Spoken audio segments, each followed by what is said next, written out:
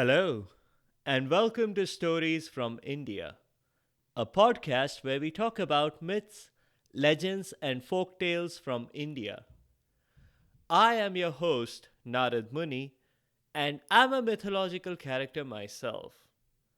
I have the gift of eternal life and knowledge of the past, the present, and the future. By profession, I'm a traveling musician and a storyteller. So, the way I'm doing my job is by podcast. In this episode, we are doing a folk tale. One of you listeners requested that we do a story from the northern Indian state of Himachal Pradesh. And so, here we are. It's a story that has some similarities with the European fairy tale, Hansel and Gretel. If you're not familiar with that classic story from the Brothers Grimm, I'll give you a one line summary. After being cast out into the dark forest by their starving parents, a brother and sister find a house made of candy and they kill its owner. Oh, I almost forgot to mention the candy house owner was really a witch who was trying to eat them. So their actions were not completely unjustified. Today's story is somewhat similar, except there is no Hansel in this one. And there are not one or two, but five Gretels. Or maybe four Hansels and one Gretel. It depends on your point of view. Let's dive right in. Lakha lived in a little hut in the valley with his wife and five daughters. In these snowy mountainous regions, life was very different from how Disney portrayed it in Frozen. Daylight hours were short. It was constantly cold. No one wanted to buy ice. No one wanted to trade. Not even the Duke of Weaselton. To make matters worse, no one in the family had any special powers like Elsa's. So they led a very tough life. It had been even tougher for Lakha when it was just him and his five daughters, after his first wife had died. But marrying a second time seems to have been absolutely the right decision. Lakha absolutely believed that his second wife loved her stepdaughters. Why? She took care of them all day when he was away. And every time he returned home after a long day of woodcutting, he saw that his wife had kept the house clean and tidy and cooked dinner. She had helped the kids with their homework, served them dinner, and tucked them in bed with a bedtime story, all before he returned. Or so he thought, because that's what she told him. The reality was very different, though. If he had instead asked his daughters, he might have had a very different report. The sisters were made to clean and cook and do all the other house chores.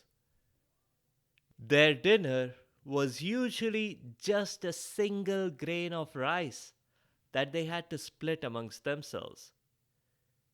The eldest sister, Tyagi, was in charge of dividing the grain. She'd first let the others eat and then ask them if they were satisfied. The middle three sisters had learned to say that they were. The youngest, Bhuki, would often tell it like it was. Of course, she said she wasn't satisfied. At which point, Tyagi would hand the girl her share of the grain. Somehow, the difference between one fifth of the grain and two fifths of the grain was enough to satisfy Bhuki. You've probably already guessed that they were not really getting a bedtime story either. Anyway, this continued for a long time. Somehow, the girls survived on that tiny fraction of a grain of rice, while their evil stepmother and oblivious dad had a pretty good meal every night. The evil stepmother did something very inexplicable next. She convinced her husband to abandon the girls in the forest. This was a completely unforced error on her part. I mean, everything was going her way. She herself ate a good amount of food, and the girls did all the work without her having to put any food into them. And her husband gave her all the credit for their hard work. But she had to go spoil it all.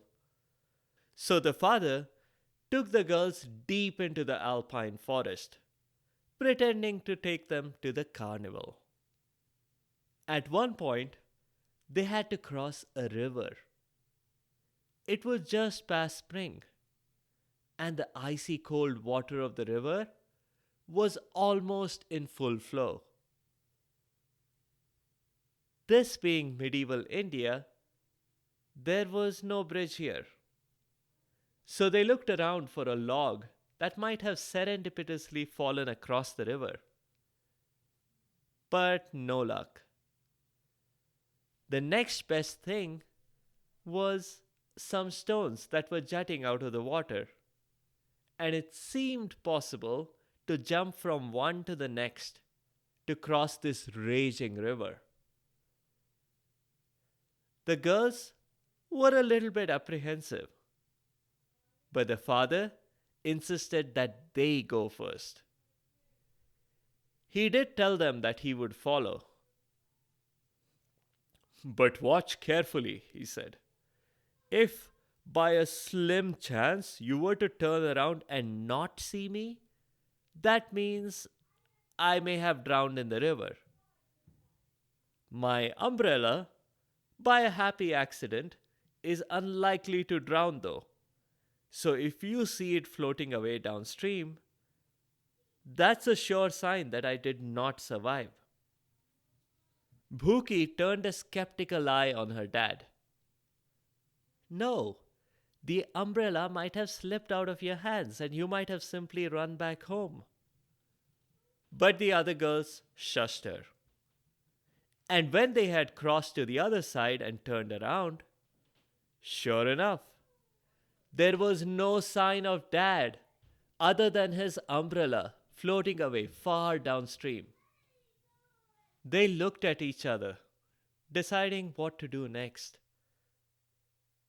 A glass half full type of middle sister said, "That's one way to solve the problem of how to break the news to Dad about our evil stepmom." "We should go back home," said Tyagi. "How will Mom manage without us?"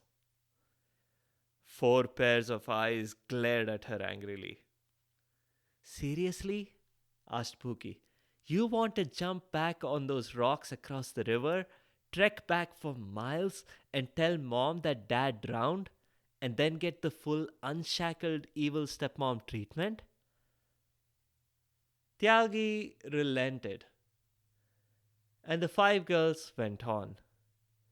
They began to look for fruits and berries. Even if they found a single berry and divided that amongst themselves, that was going to be a massive feast compared to what they were used to. But after only a short walk, they saw a house. And what a house it was! It was not made of chocolate, candy, and all kinds of sweets imaginable, but it was the most beautiful house they had ever seen. Sitting outside on the porch, in a rocking chair, knitting a sweater, was a kindly old woman. She smiled and introduced herself as Diane, the friendly neighborhood elderly lady who helped travelers. Were they travelers? Oh, yes, we are traveling, and we could certainly use help, said Bhuki, who had become the de facto leader of the group. Come in, girls. I'd love to have you for dinner. I'll put on a cauldron of soup on the fire. Come in, come in. Sit in the cauldron. Sit by the fire. Oh my, it's been so long since I've roasted girls. It's been so long since I've hosted girls. As a keen observer, I'm sure you've picked up on some of the red flags here. But the girls were so tired, they just didn't connect the dots. Even when they browsed her library and saw a book called How to Serve People in the cooking section.